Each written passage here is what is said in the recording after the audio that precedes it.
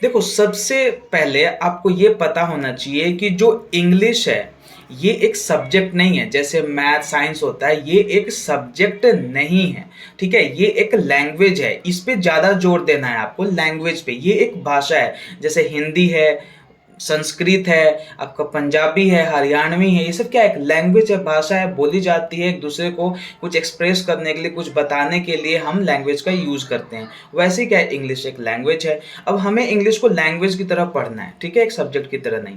अब इंग्लिश में अगर आप बताओ कि अगर बचपन से ही आपको लंदन में रख दिया जाए, तो क्या आपको इंग्लिश बोलने नहीं आएगा? आप बोलोगे ऑब्वियसली सर, हम तो आराम से बोल लेंगे। लेकिन मेरे पास वो स्टूडेंट हैं जो लंदन में नहीं रह रहे हैं, जो ऐसी जगह पे नहीं रह रहे हैं जहाँ पे उनका माहौल बन रहा हो इंग्लिश वाला मस्त, कि दिन रात इंग्लिश बोली जा रही है। ऐसे मेरे स्टूडेंट नहीं हैं, मैं इस चीज़ से वाकिफ़ हूँ। तो आप लोग क्या करोगे? आपको फ्रेंडशिप करना होगा अपने बुक से। आपके पास जो बुक है, आप बुक पढ़ो, उसमें वर्ड मीनिंग फाइंड करो, वर्ड लिखो। आपके पास मोबाइल है यार, सबसे बड़ा हथियार आजकल जो है वो मोबाइल है। आप कोई भी वर्ड, कोई भी चीज़ अगर आप देख रहे हो, आप उसको गूगल करो, उसका मतलब ढूंढो, अपनी कॉपी में रखो, रिवाइज करो, कभी ज़रूरत पड़ता है उसको यूज़ करो। आपको अपने बुक से फ्रेंडशिप करना पड़ेगा, पहला चीज़। दूसरा, जब भी आप मोबाइल में कुछ भी देख रहे हो, वीडियो देख रहे हो, कोई न्यूज़ पढ़ रहे हो, वो इंग्लिश में होना चाहिए। आप अपनी आदत डालो, समझ आ रहा है नहीं आ रहा है उस पे फोकस नहीं करना है। आप देखो, एक बच्चे को जब वो सीख रहा होता है लैंग्वेज बचपन में, उसे वो समझ आता है क्या? वो बस सुनता है, देखता है, हाव भाव फील करता है। किसी को अगर गुस्से में कुछ बोलना होता है तो आंखें बड़ी हो जाती हैं, तो वो सब वो चीज़ फील करता है और धीरे धीरे धीरे वो समझने लगता है। तो अभी आपको बस फील करना है। बुक, आपको अपना बुक खोल लेना है, लाइन पढ़ना है, नए वर्ड मिल रहे हैं उसको लिख लेना है, वीडियोस देखना है, इंग्लिश में देखना है, ठीक है? ये चीज़ करना है। ये तो बात आ गई आपको क्या करना है। दूसरी बात, आपको धीरे धीरे सेंटेंस के स्ट्रक्चर को समझना पड़ेगा। सेंटेंस के स्ट्रक्चर को कैसे समझोगे? उसके लिए आपको आना चाहिए क्या? ग्रामर, है ना? ग्रामर आना चाहिए। इस ग्रामर से ही हमें पता चलता है कि किस तरीके से हम किसी सेंटेंस को सुसज्जित वे में अच्छी तरह में लिख सकते हैं, ठीक है? और ग्रामर के बाद भी अगर मैं बात करूं, तो ग्रामर में सबसे इम्पॉर्टेंट चीज़ क्या है कि उसमें वर्ड्स हैं, ठीक है? ग्रामर से पहले कोई भी आप बच्चे को अगर इंग्लिश सिखाते हो, तो उसको क्या आप ग्रामर सिखाते हो क्या? उसको ये बोलते हो ना कि ये देखो बच्चे, डॉगी है डॉगी, ये कैट है कैट, है ना? ये बॉल है बॉल। वर्ड सिखाते हो उसको, ना कि आप उसको नाउन का लेक्चर देते हो कि बच्चे noun is the name of anything. ऐसा थोड़ी सिखाते हो आप। प्रोनाउन विच रिप्लेसेस नाउन, इस तरीके से थोड़ी सिखाते हो उसको वर्ड सिखाते हो। बच्चे इसको ये बोलते हैं, ये अंकल है, ये पापा है, वर्ड सिखाते हो। तो सबसे पहले आपको दिमाग में रखना है कि मुझे डेली एटलीस्ट 20 वर्ड तो याद करना ही है। आप अपनी कैपेसिटी के ऊपर इसको धीरे धीरे बढ़ाते जाना। अपना नोटबुक बना लो,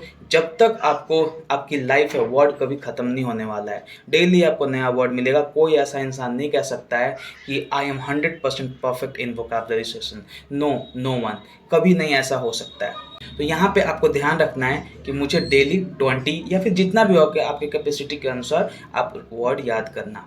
अब आते हैं मेन चीज़ जो मैं आपको सिखाने वाला हूँ कि ग्रामर जो है वो क्या है और किस तरीके से सेंटेंस को अच्छी तरह लिखने में, समझने में वो हेल्प करता है, ठीक है? तो सबसे पहले आपको समझना है कि ग्रामर क्या है। ग्रामर क्या है जी? It is a collection of rules which tells us about the proper arrangement of words using in the sentence. कोई भी सेंटेंस आप बनाते हो, जैसे ये सेंटेंस आप देखो, क्या है ये सही है और दूसरे वाला गलत है। क्यों? I am reading a book, ठीक है? इसमें भी वही आई है, इसमें भी एम है, इसमें भी रीडिंग है, इसमें भी अ है, ठीक है? इसमें अ छूट गया है। देखो, मान लो यहाँ पे अ लिख देता हूँ, मैं यहाँ पे अ लिख देता हूँ, ठीक है? ये अ है और यहाँ पे बुक है, ठीक है तो सब यहाँ पे I am reading a book, लेकिन इसको इधर से उधर लिख दिया गया है तो गलत है। तो यही चीज़ तो हम सीखते हैं ग्रामर में कि वर्ड तो पता चल गया हमें कि किताब को बुक बोलते हैं, पढ़ने को रीडिंग बोलते हैं, एम को हूँ, आई को मैं। अब इसको इधर से उधर कैसे लिखना है, कैसे सजाना है, वो चीज़ हम लोग ग्रामर में सीखते हैं। समझ आ गया? तो ग्रामर का डेफिनेशन अब क्लियर हो गया होगा। कोई भी पूछे आपको सीधा यही बोलना है कि grammar is nothing but the collection of rules in which we learn about the arrangement of words. Grammar वो चीज़ है इंग्लिश में जो हम इसलिए सीखते हैं ताकि हम अपने वर्ड्स को उस सेंटेंस में ढंग से सजा पाएं, लिख पाएं। ठीक है? अब आते हैं वर्ब पे। अब बात ये आ गई कि यार सर हमने तो अक्सर हमने नाउन से स्टार्ट किया है, ग्रामर को सेंटेंस से स्टार्ट किया है। देखो आपको एक सेंटेंस देता हूँ यहाँ पे, मैं बोलूँगा कि आई टू दिल्ली।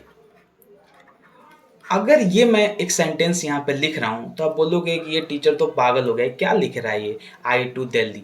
लेकिन यहीं पे मैं आपको लिखूँ कि गोइंग टू दिल्ली, तो यहाँ पे कुछ आप बोलोगे कि सर सेंस बन रहा है कि दिल्ली जा रहे हैं, लेकिन यहाँ पे सेंस बन रहा है किसकी वजह से?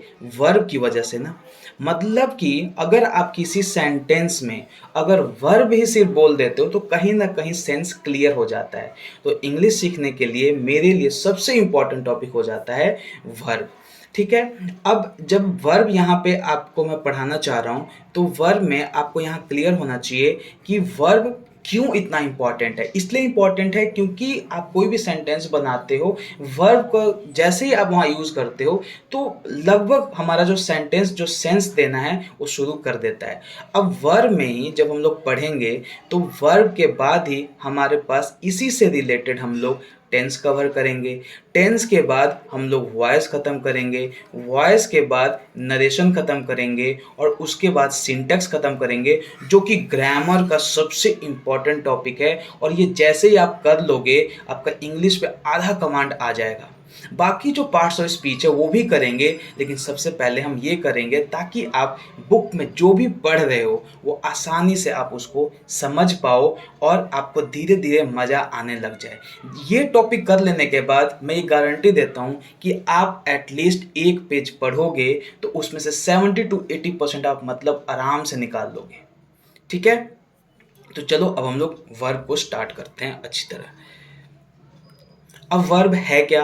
It is a word which tells about the person और थिंग। वर्ब क्या है? एक वो वर्ड है जो कि एक पर्सन और चीज के बारे में बताएगा। क्या बताएगा? वो क्या कर रहा है, क्या खा रहा है, क्या है, यही सब चीज बताएगा।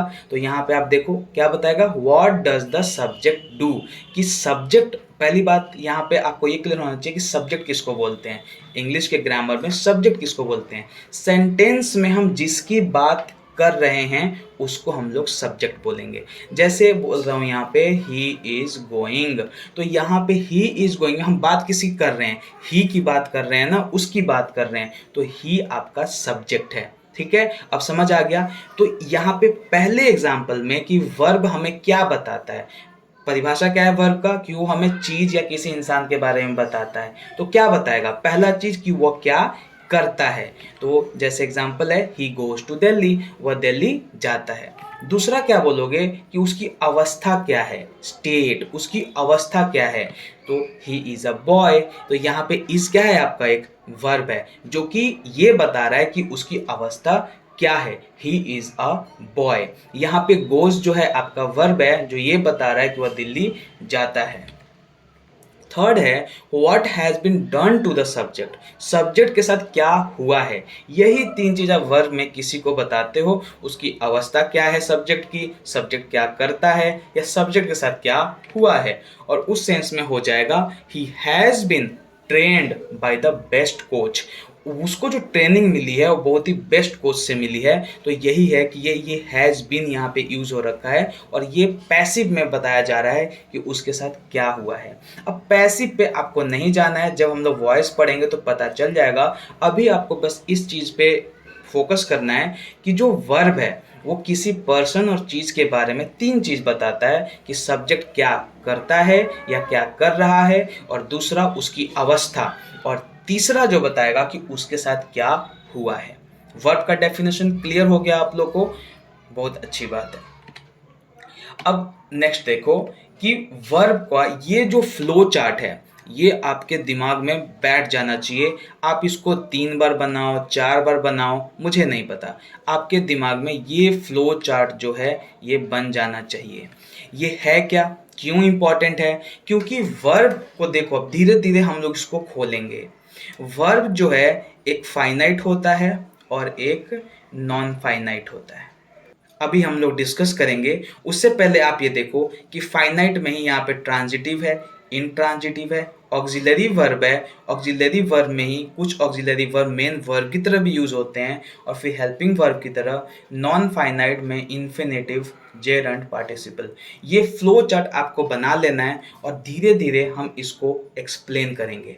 तो यहाँ पे चलो स्टार्ट करते हैं फाइनाइट और नॉन फाइनाइट से। देखो, फाइनाइट वर्ब क्या है, फाइनाइट वर्ब और नॉन फाइनाइट वर्ब। ठीक है, यहाँ पे और मत करो, यहाँ पे सीधा कर दो कि फाइनाइट वर्ब और नॉन फाइनाइट वर्ब हम यहाँ पढ़ रहे हैं। देखो, फाइनाइट वर्ब क्या है? It is a verb which agrees with the subject. क्या मतलब है इसका भाई? कोई भी अगर हम सेंटेंस लिख रहे हैं, जैसे मान लो he is going to Patna है, ठीक है। अब ये आप बताओ कि यहाँ पे एक इज है, ठीक है। एक ये सेंटेंस है they are going to Patna, ठीक है। अभी पहले रुक जाओ, मुझे डिलीट करने तो वरना आप कंफ्यूज हो जाओगे। They are going to Patna और एक है देवर गोइंग टू पटना, ठीक है। इस पे मैं आपको फाइनाइट वर्ब बिल्कुल एक्सप्लेन कर दूंगा। देखो, फाइनाइट वर्ब क्या होता है कि वो वर्ब जो सब्जेक्ट के साथ एग्री करता हो, ठीक है। आप कंफ्यूज हो जाओगे, एग्री क्या होता है सर?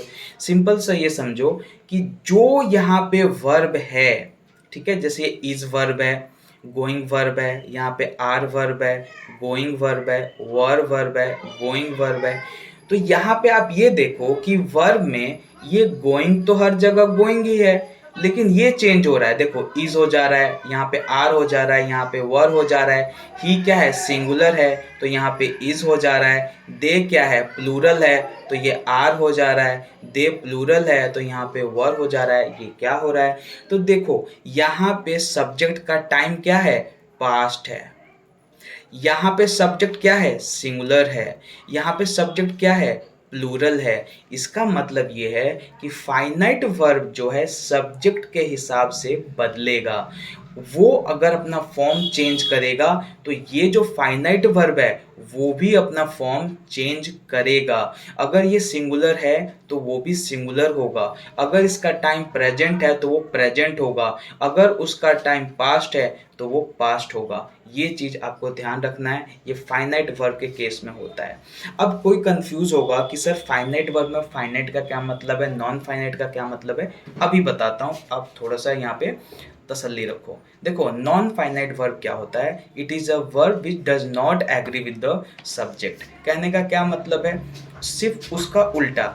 जैसे यहाँ पे इज है, आर है, वर है, ये बदल रहे हैं, लेकिन आप ये देखो, गोइंग है, गोइंग है, गोइंग है, ये नहीं बदल रहे हैं। तो जो नहीं बदलता है, जिसको सब्जेक्ट से नहीं मतलब है, उसको हम बोलते हैं नॉन फाइनाइट वर्ब, ठीक है।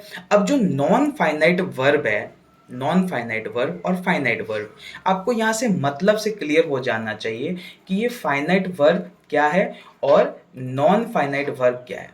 देखो, अभी आपको मैंने समझा दिया कि फाइनाइट वर्ब क्या होता है, जो सब्जेक्ट के हिसाब से अपने आप को बदले, उसके टाइम के हिसाब से या सब्जेक्ट के हिसाब से। नॉन फाइनाइट वर्ब जो ना बदले। तो फाइनाइट वर्ब फाइनाइट है, मतलब निश्चित है। फाइनाइट का मतलब जो होता है निश्चित होता है, ठीक है। ये निश्चित है कि वर्ब की तरह ही यूज होगा। लेकिन जो नॉन फाइनाइट है जरूरी नहीं है, ये आपका वर्ब की तरह भी यूज हो सकता है, नाउन की तरह भी यूज हो सकता है और एडजेक्टिव की तरह भी यूज हो सकता है।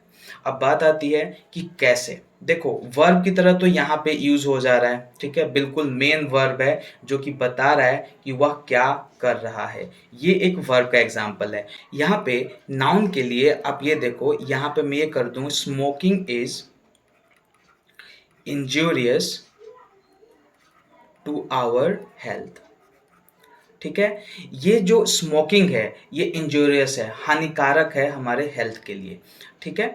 तो अगर मैं ये आपको यहाँ पे बता रहा हूँ कि स्मोकिंग, अब ये देखो स्मोक के बाद आईएनजी लगा हुआ है, ये एक वर्ब है, लेकिन ये यूज़ कैसे हो रहा है, नाउन की तरह, सब्जेक्ट की तरह। तो यहाँ पे नाउन की तरह यूज़ हो रहा है। थोड़ा सा भी अगर डाउट है कि सर ये अभी पता नहीं चल रहा है, तो जब हम लोग नॉन फाइनाइट पढ़ेंगे यहाँ पे तो आपको ज़्यादा क्लियर हो जाएगा। अभी बस आप ये समझो कि finite verb, non finite verb क्या होता है। नॉन फाइनाइट वर्ब जो सब्जेक्ट के हिसाब से चेंज नहीं होगा, वो कभी वर्ब की तरह यूज होगा, कभी वो नाउन की तरह यूज होगा, कभी वो एडजेक्टिव की तरह यूज होगा, ठीक है। एडजेक्टिव की तरह वो यूज होगा। अब नाउन की तरह तो यहाँ पे आपने यूज किया है, एडजेक्टिव की तरह कब यूज करेंगे। देखो एडजेक्टिव का क्या मतलब होता है, एडजेक्टिव का मतलब होता है जो नाउन की विशेषता बताए। आपने याद किया हुआ है, what is adjective, adjective is nothing which express और मॉडिफाइज द नाउन, ये आपने पढ़ा हुआ है। तो हमें कुछ वैसा यूज करना पड़ेगा और बाद में नाउन यूज करना पड़ेगा। हम क्या बोलेंगे, देखो प्लेइंग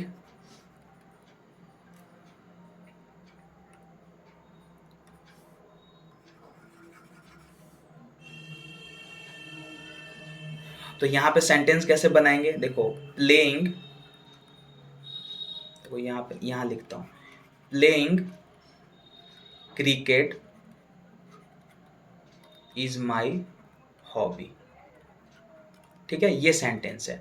अब देखो क्रिकेट क्या है, एक नाउन है, और नाउन से पहले ये प्लेइंग आ गया है, एक एडजेक्टिव आ गया है। ये एक एडजेक्टिव की तरह यूज हो रहा है क्योंकि ये एक नाउन को मॉडिफाई कर रहा है, प्लेइंग क्रिकेट। तो आप देख रहे हो यहाँ पे नॉन फाइनाइट वर्ब कभी एडजेक्टिव की तरह यूज हो रहा है, कभी आप यहाँ पे नाउन की तरह यूज कर रहे हो, कभी मेन वर्ब की तरह यूज कर रहे हो। तो अब शायद ये क्लियर हो चुका होगा आपको कि फाइनाइट वर्ब और नॉन फाइनाइट वर्ब क्या होता है। फिर भी अगर डाउट आता है तो आपके पास डिस्क्रिप्शन में ग्रुप का लिंक है, उससे ज्वाइन कर लो। कहीं भी डाउट होता है आप मेरे से पूछ सकते हो।